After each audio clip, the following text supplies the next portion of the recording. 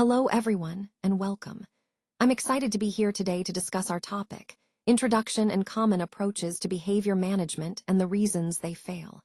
In this presentation, we'll explore different classroom management strategies, why they often don't work as intended, and how we can improve our approach. We'll keep things practical and engaging, so I look forward to sharing ideas and insights with you all. Let's get started. Teachers face daily stress from constant confrontations, and this ongoing challenge can take a real toll. When students misbehave or act out, it's not just a classroom issue. It affects the entire school environment and even has implications for society as a whole. Today, we often see misbehavior as almost an inevitable part of childhood, which can make it seem like a normal stage rather than a challenge to address. However, the reality is that behavioral challenges in schools have reached unprecedented levels.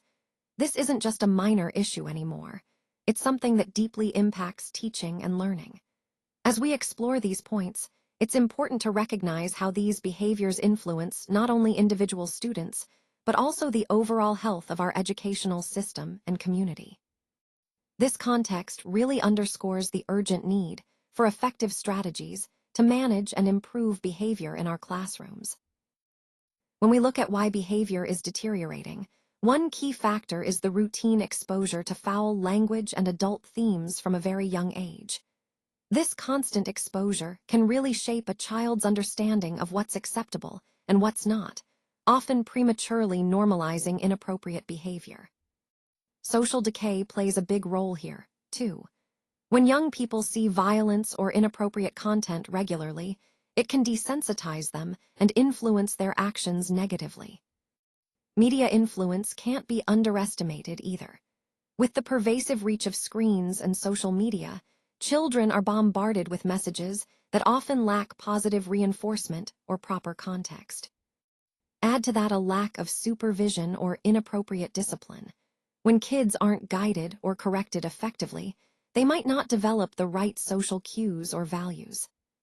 Finally, ineffective parenting combined with multiple outside influences creates a perfect storm. All these factors contribute to a decline in social values and, ultimately, the deterioration of behavior we're seeing today. Understanding these interconnected elements helps us see why behavior isn't just an individual issue, but a broader societal challenge. Success really depends a lot on consistent parental follow-through. When parents are steady and reliable in their responses, it creates a stable environment that helps children understand expectations and develop better behaviors. Now, when we look at behavior systems, we often see issues with consistency, safety, and long-term effectiveness. Sometimes, the strategies we use may work temporarily, but they don't hold up over time or in different situations, which can be frustrating. Regarding medication, like Ritalin, it can be helpful for some children, but controlling their behavior solely through medication isn't enough.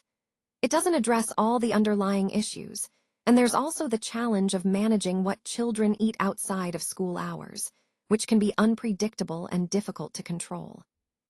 Nutrition is a big piece of the puzzle, but external control attempts, like strict dieting or restrictions, often fail because children might find ways around them or become fixated on certain foods. When we focus on common approaches that target the child directly, it's important to remember that these methods often overlook the bigger picture, like family dynamics, routines, and environmental factors. So overall, the key takeaway here is that long-term success really hinges on consistent, supportive parenting and a comprehensive approach that goes beyond just controlling behavior or medication. It's about creating an environment where positive changes can be sustained. Let's talk about what not to do when managing student behavior. Often, we focus on telling students what they shouldn't do, but we forget to teach them how to behave appropriately. This approach can backfire because it doesn't provide clear guidance on positive behavior. When we rely on external control, it can actually lead to distrust and resentment among students. Challenging pupils might even feel motivated to seek revenge if they feel unfairly treated. Punitive approaches, like punishments or threats, tend to foster a mindset of "what will you give me?" rather than encouraging genuine motivation from within. Instead of inspiring students to learn and grow, it can make them focus on avoiding punishment. Using tangible rewards might seem like a good idea, but it can damage our relationships with students. It shifts the focus from intrinsic motivation, doing the right thing because it's right, to just earning rewards. Ultimately, the pitfalls of rewards and punishments are that they can undermine motivation and harm relationships.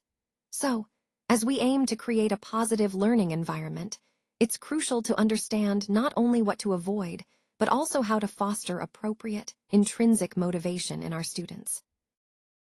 When it comes to alternative curricula and inclusive packages, one of the biggest challenges we face is the lack of long-term financial support.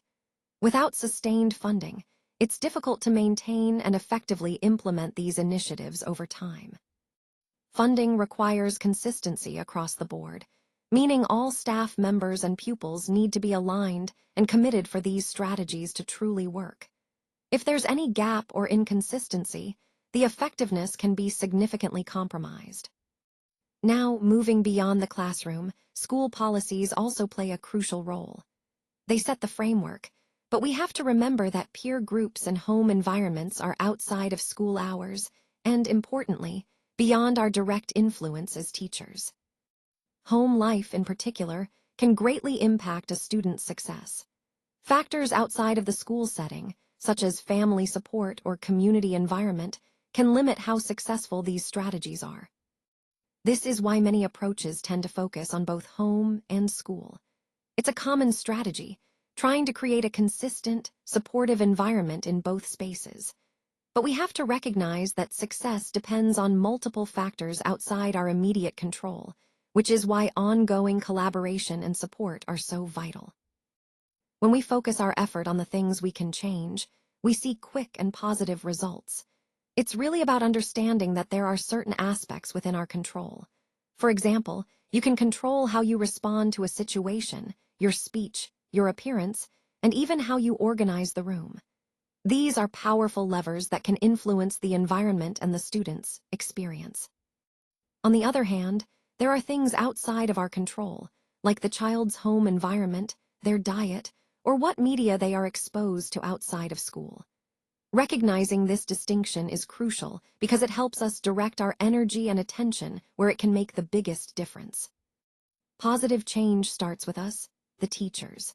It begins with our actions, our attitude, and how we set up the environment around us. When we shift our focus to what we can control, we empower ourselves to create a better learning space and foster growth. That's the core idea here. Focus on what you can control, because that's where your influence truly lies. Let's talk about the core principles of the needs-focused TM approach. First, it emphasizes the importance of strong teacher-pupil relationships and mutual respect. Building that trust creates a positive environment where students feel valued and understood. Now, I want to clarify that this isn't a soft approach. It does include firm boundaries and clear rules, which are essential for maintaining a structured and safe learning space. Another key point is that the approach is proactive. It aims to prevent problems before they even happen, rather than reacting after issues arise. And that's really important. Prevention is often more effective than dealing with problems once they've occurred. By focusing on early intervention and establishing positive relationships, we can create a more harmonious and productive classroom environment. This approach aligns with our overall goal, fostering respectful, supportive, and well-managed learning spaces where students can thrive. Meeting needs leads to a settled, content, and positive classroom environment. When students feel that their needs are being addressed, they are more likely to be calm, cooperative, and engaged. Conversely, if their needs aren't met during the lesson, they might start to find other ways to satisfy those needs, and often those ways can be disruptive or distracting. It's important to remember that behavior is actually a reflection of what's happening inside a student, their feelings and emotions. When students misbehave, it's often because their crucial psychological needs aren't being met.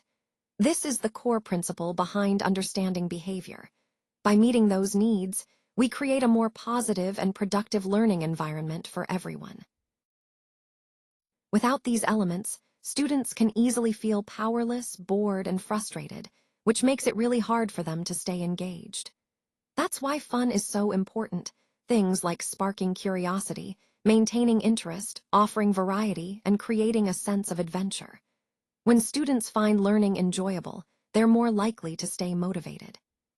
On the other hand, empowerment plays a huge role too. Recognizing students' efforts, celebrating their achievements, giving them choices, and helping them feel competent all contribute to a sense of control and confidence. Ultimately, students need to feel both powerful and engaged to really stay on task and succeed. These two needs, fun and empowerment, are the foundation of the three crucial needs we've been discussing. When we focus on making learning fun and empowering students, we're meeting their core needs and setting them up for success. This is really the heart of the needs-focused TM approach. When students feel that their need for belonging isn't met, it can lead to feelings of being lost, lonely, and isolated. And we all know how difficult that can be for their overall well-being and motivation. Students need more than just academic support.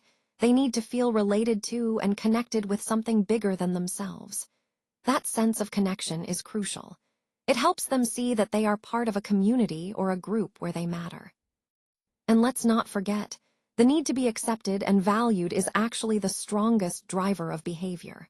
When students feel accepted, they're more likely to engage, to participate, and to thrive. So the most important need here, belonging, is really the foundation for everything else. When we focus on fostering that sense of belonging, we're addressing one of the most powerful motivators for positive behavior and growth. Now, as we come to the final slide, let's focus on building strong relationships. Remember, establishing trust and understanding with others is the foundation for effective communication and conflict resolution. By building genuine connections, we create a more positive environment where issues are less likely to escalate. Next, mastering de-escalation is crucial. When tensions rise, knowing how to calmly and confidently diffuse situations can prevent conflicts from spiraling out of control. It's about staying composed, listening actively, and responding thoughtfully. Focusing on prevention ties everything together. The best way to handle conflicts is often to prevent them from happening in the first place. This involves proactive communication, setting clear boundaries, and addressing issues early. And as Mahatma Gandhi wisely said, in order to see a change in the world, we must first change ourselves. This highlights that personal growth and self-awareness are key to creating broader positive change. So the conclusion here is simple: be the change you want to see. By embodying these principles, building relationships, mastering de-escalation, and focusing on prevention, we can influence not just our immediate environment, but also contribute to a more peaceful and understanding world.